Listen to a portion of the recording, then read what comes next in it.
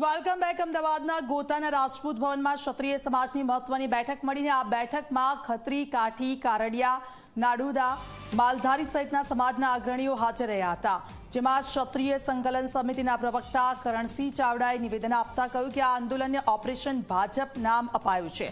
ઉપરાંત વધુમાં ક્ષત્રિય યુવા સેનાના આગેવાન અભિજીતસિંહ બારડે નિવેદન આપતા જણાવ્યું કે ભાજપ વિરુદ્ધ રણશીંગુ ફૂંકાઈ ગયું છે।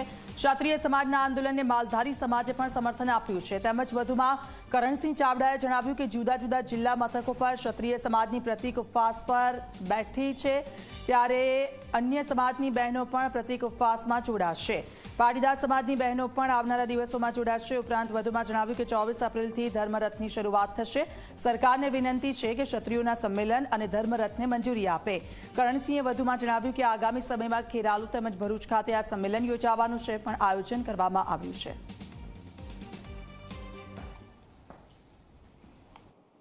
આ આંદોલનને કે જેને હવે અમે નામ આપ્યું છે ઓપરેશન ભાજપ, એને કઈ રીતે આગળ લઈ જવું એની વ્યૂહરચના માટે તમામ સમાજોનો ટેકો લેવા માટે, કારણ કે આ નારી શક્તિના અપમાનનો મુદ્દો છે, અસ્મિતાની લડાઈ છે,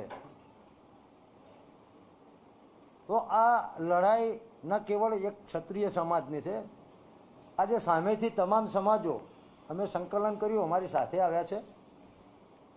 એટલે અમારી આજની જે ભૂમિકા છે એ બહુ સ્પષ્ટ છે કે તમામ સમાજોને સાથે રાખી અને આ અસ્મિતા યુદ્ધને અમે આગળ ધપાવીશું।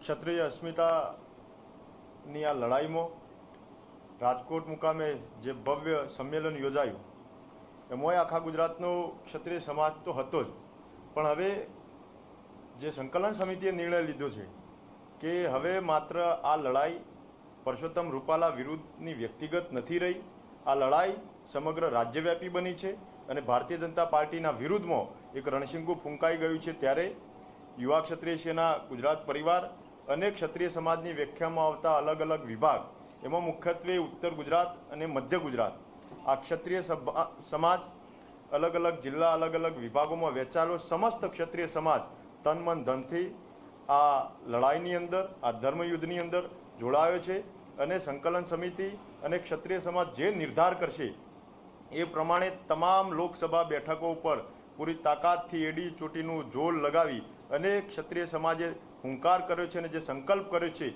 એવા પરિણામો લાવવા માટે તનતોડ મહેનત અને કઠોર પરિશ્રમ કરશે। તો રાજકોટ લોકસભાના ભાજપના ઉમેદવારને કેન્દ્રીય